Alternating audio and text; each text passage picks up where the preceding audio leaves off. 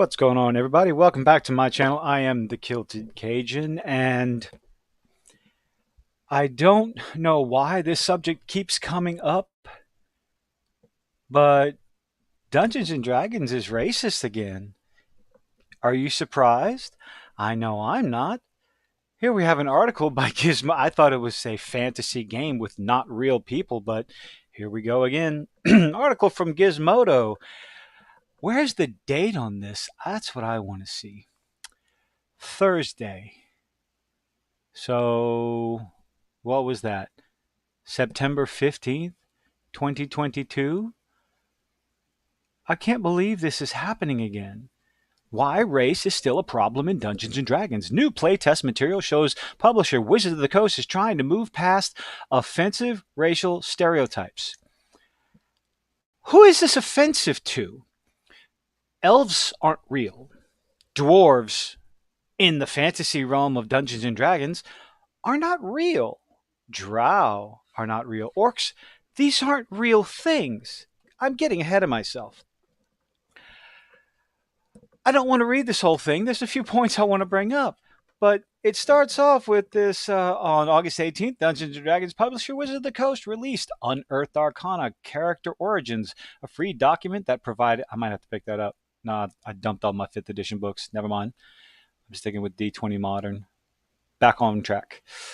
A free document that provided fans with the tabletop role-playing game with their first look at a new updated rule set currently called 1D&D.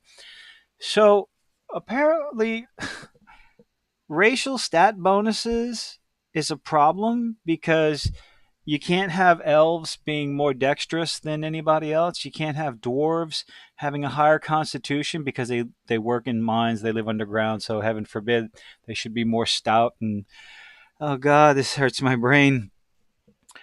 Here's a quote.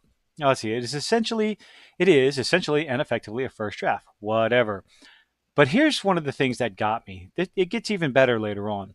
Dungeons and Dragons will continue to fail unless or until they fundamentally change their approach to race, says tabletop RPG designer Connie Chang, which I don't think they're going to do. Well, of course they're not going to do because it's stupid.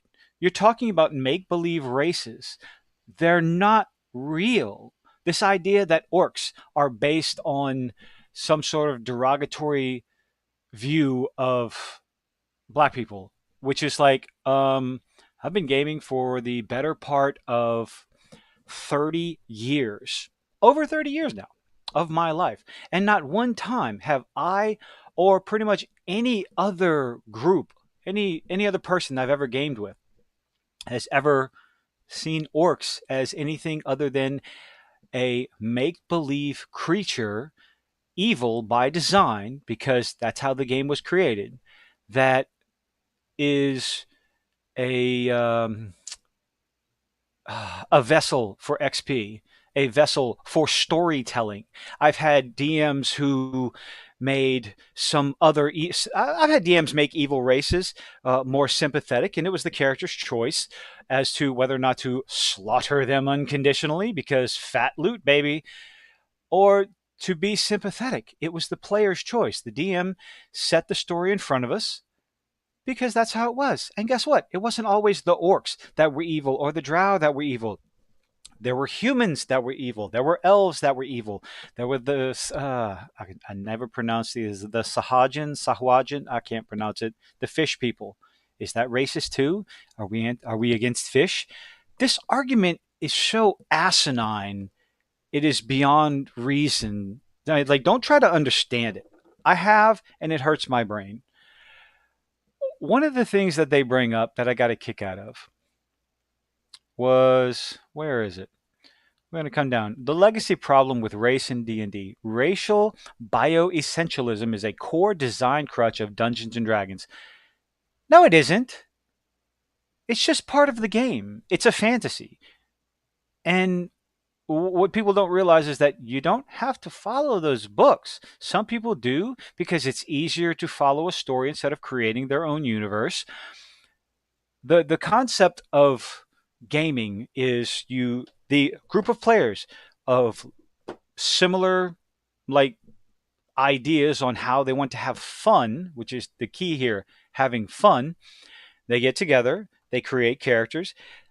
The dungeon master puts a problem in front of them, and they solve it, and they have fun doing it. But what they bring up here is a post from Gary Gygax himself. In one post, Gygax states that it is morally within a lawful good character's precepts to kill prisoners who have surrendered, including innocent women and children. Really, did he say that? To allow the innocent to pass without punishing the offending. Oh wait. So read the whole thing. That it wasn't the paladin's warhorse makes the matter less serious, but only marginally so. The paladin's honor was besmirched by the dwarf, and as the DM, I would call that to the attention of the player of the paladin if there was less than great umbrage taken. To allow the incident to pass without punishing the offending dwarf would be a dark stain on the honor of the paladin.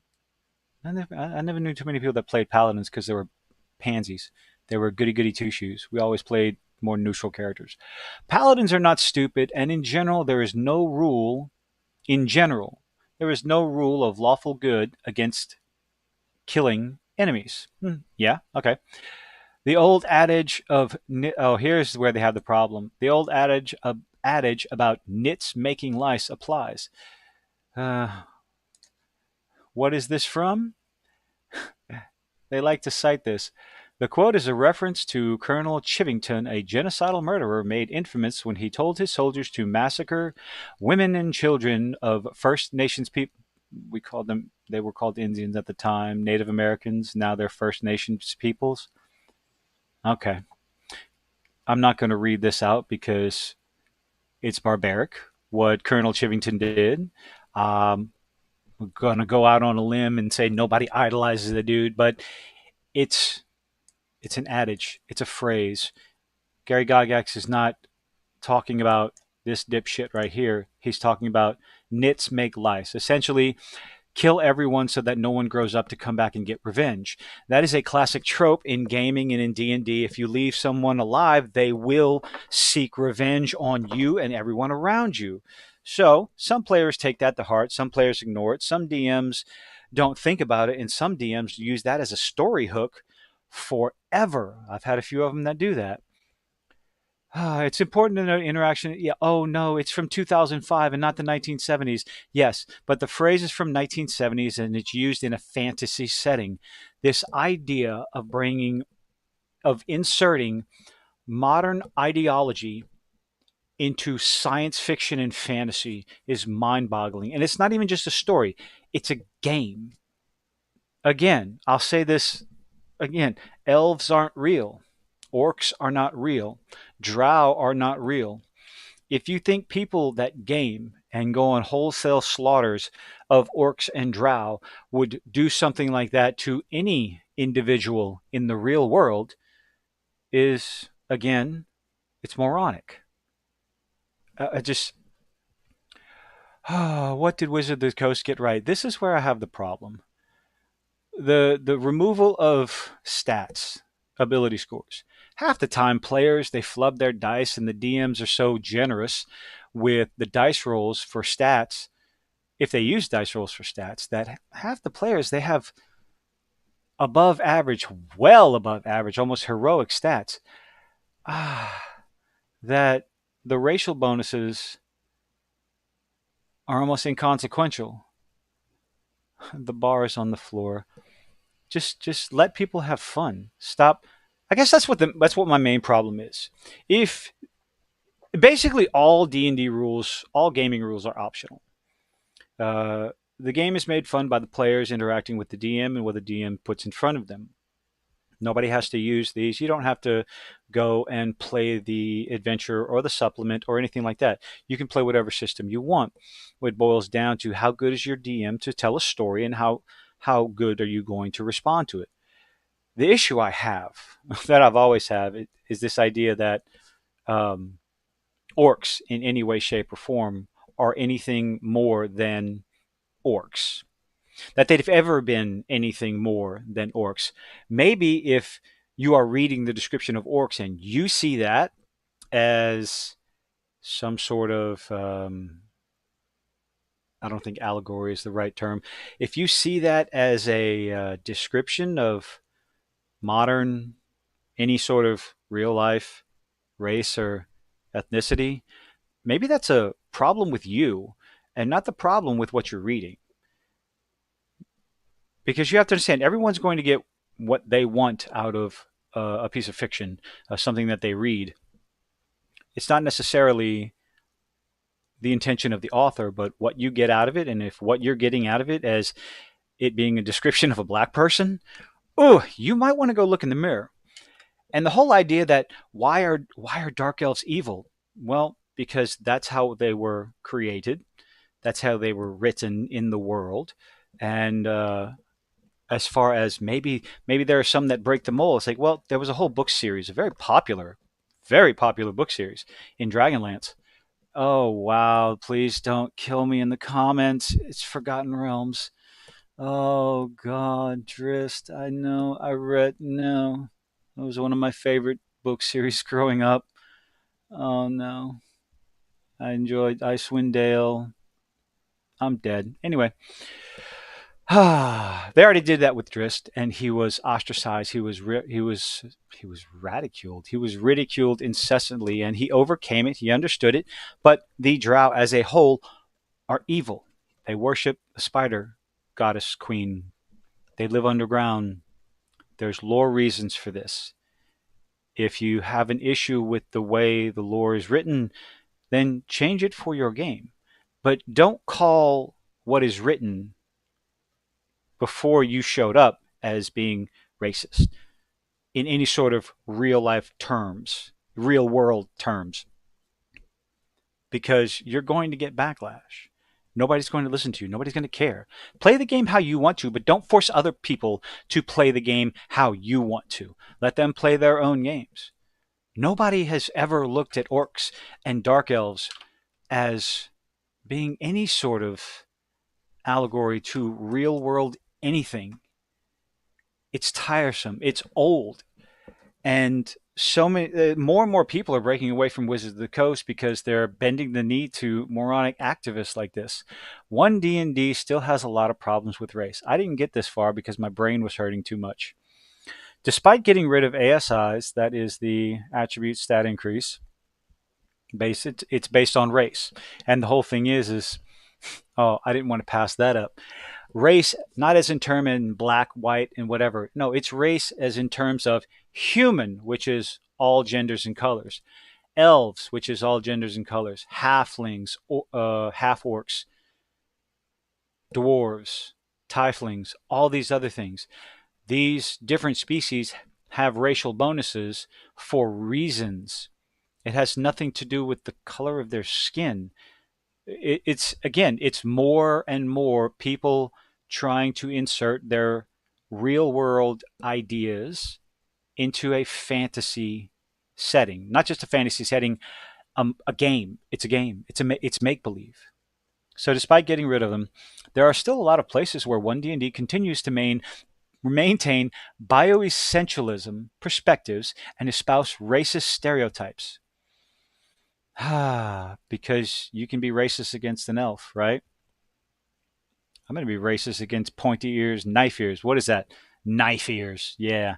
The very first point of contention is a matter of semantics. While Dungeons and Dragons uses the word race to describe the character's traits, no, it doesn't.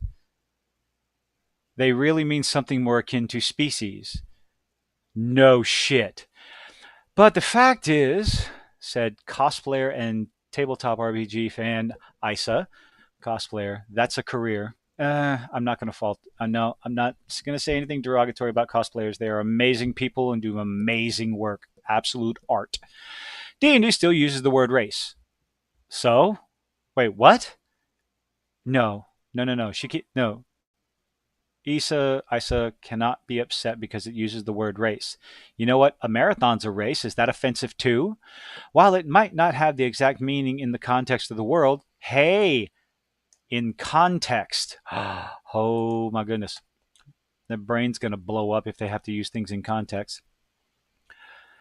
Uh, While it might not have the exact meaning in the context of the world of Dungeons and Dragons as it does in our own, correct. That should be the end. That's it. We're done. We are the ones who read this product and play this game. So obviously, people bring their own real world baggage and connotations and understandings to that word. But all you have to do is give a brief explanation of what it's referring to. So you want to change the word because your feelings are hurt. No. Quit being a baby and understand that it's not referring to anything in the real world. Kimchi said he was disappointed to see the word race used, especially since it's something that a lot of people complained about and sought to remedy. It seemed like the most basic change they could have done so that everyone could move on, but they didn't go that far. Describing the shift from race to species as low hanging fruit. How about just no? How about you just get over yourself? Racial. Oh, God, why did I read that? Even if Wizard of the Coast did change the word race to the word species, Isa said that. See, this is where the problem. Even if they did change it, you wouldn't be happy because quote, there would still be a lot of racial coding. Racial coding. Oh, here we go. Orcs. I don't know if I. This is.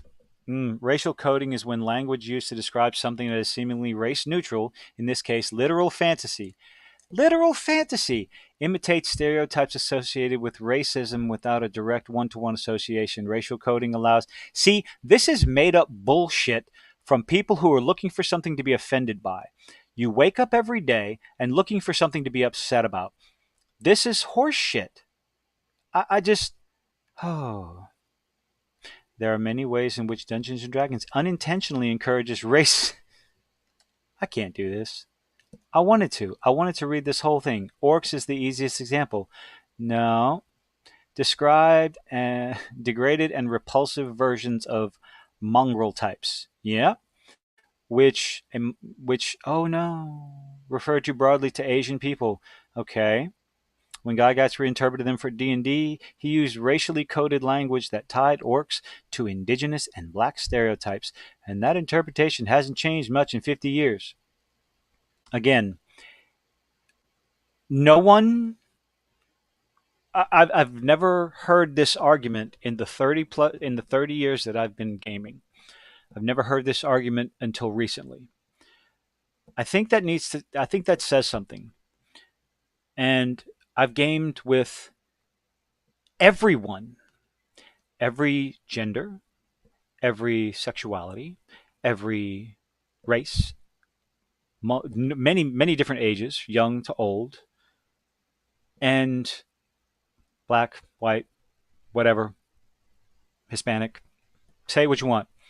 I'm not using that as a crutch. I'm not using it as a look at my friend. See, I'm not racist because no, that's not what I'm saying. What I'm saying is I've never heard that argument before. It was always joking around, clowning around. You picked what you want to play. The DM set something in front of us, and we had fun. We gamed. There was never, not one time until recently, until articles like this started coming out. And this idea of racial coding, this new thing, which I understand the game was created in the 1970s. And yet, is it possible? Sure. But modern day, you're the only one looking at it that way.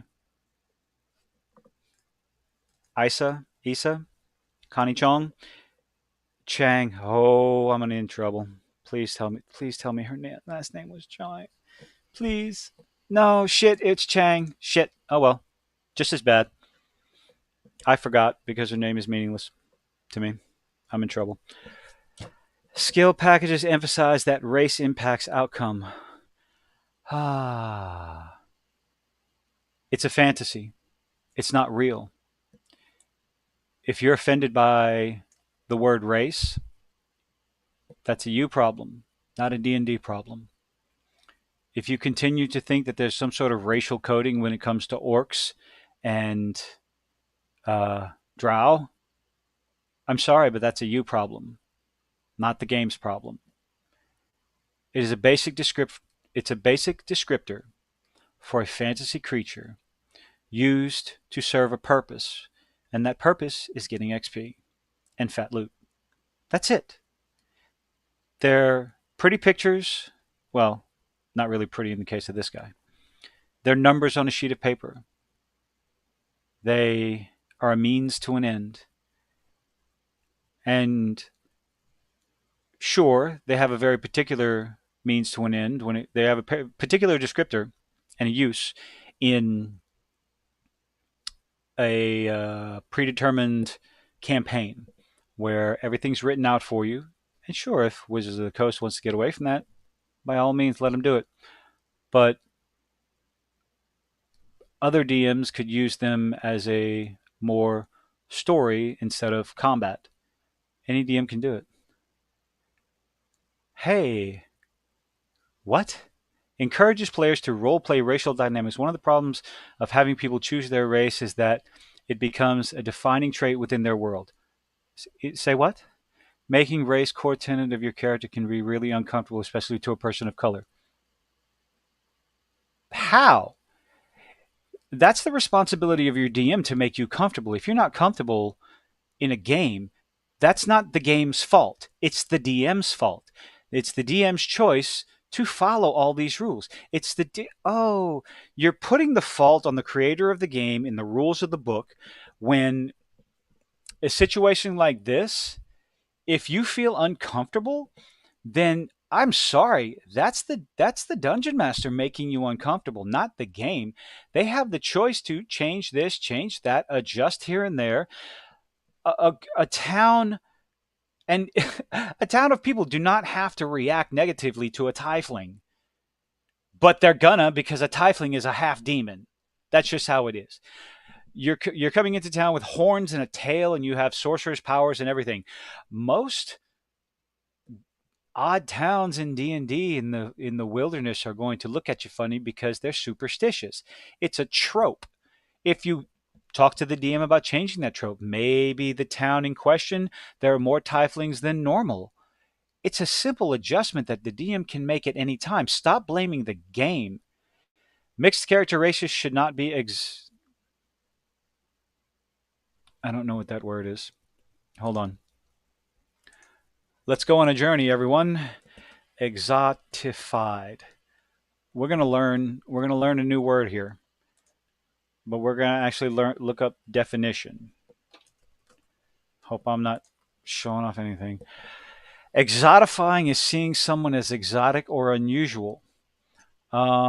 Mixed races. Okay, so I'm gonna assume this person's talking about someone that's black and white, like a black and white couple or mixed race. Mixed race couple. No, they are unusual. Half tiefling is unusual. A half orc is unusual because of the. Oh, I can't do this anymore. This is backwards compatibility. Blah. Backwards compatibility is holding D&D back. There is no backwards compatibility in D&D. So what do we got here? There's also the problem of having mixed race characters choose ability from only one parent, because it plays into the idea that mixed race characters never really fit into both worlds. Wow. This is amazing. It encourages mixed race people from playing. It discourages mixed race people from playing out their identity in a fantasy setting. Again, that falls on the DM. Instead of letting mixed lineage characters experience a mixed lineage life instead, one D&D is basically forcing the in-game mechanical equivalent of blood quantum rules by choosing to give aesthetic choice to either direction. Again, that can fall on the DM. I feel there is a dramatic lack of understanding of the mixed race and multicultural background. Again, you're bringing real world ideas and ideology into a fantasy setting, and that has no place.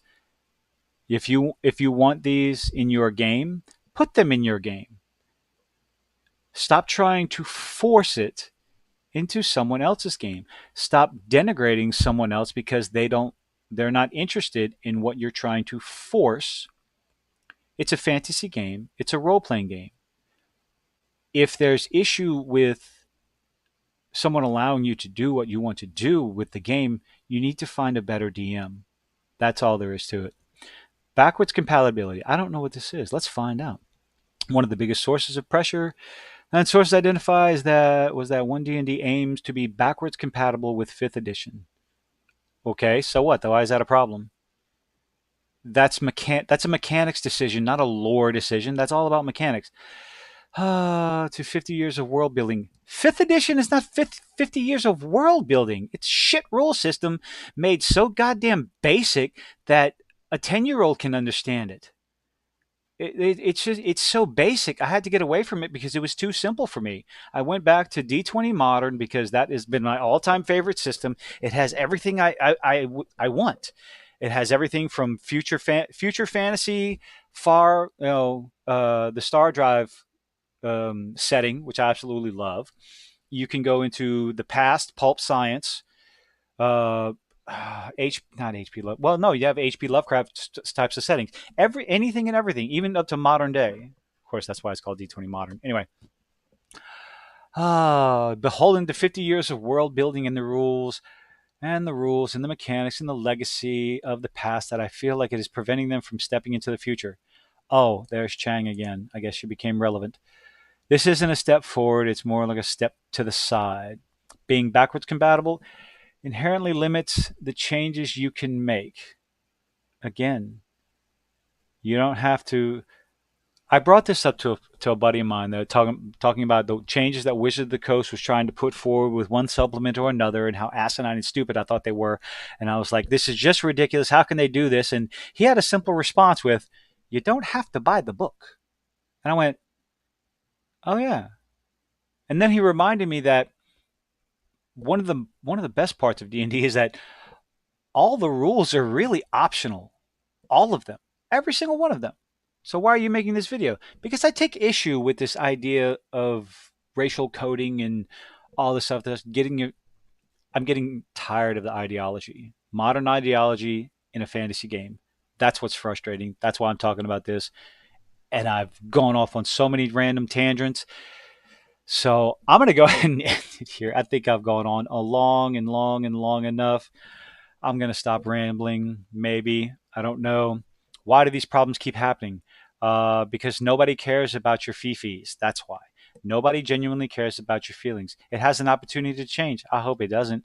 What's the way forward? Oh God, it was bad enough that one of the campaigns they came out with was you're going to be a barista at the college campus coffee shop. Race is not a problem in Dungeons and Dragons. It's not. If you see it as a problem, I don't know what to tell you, but it's genuinely not a problem. You can't be racist against a fantasy creature. It is quite literally impossible because in order to be racist against someone, they have to have feelings. Orcs don't have feelings. Elves don't have feelings. If you wish to, if you want to run a campaign as a DM, if you want to run a campaign in a topsy turvy world like that, you don't need to change any rules to do that. You can just allow it to happen.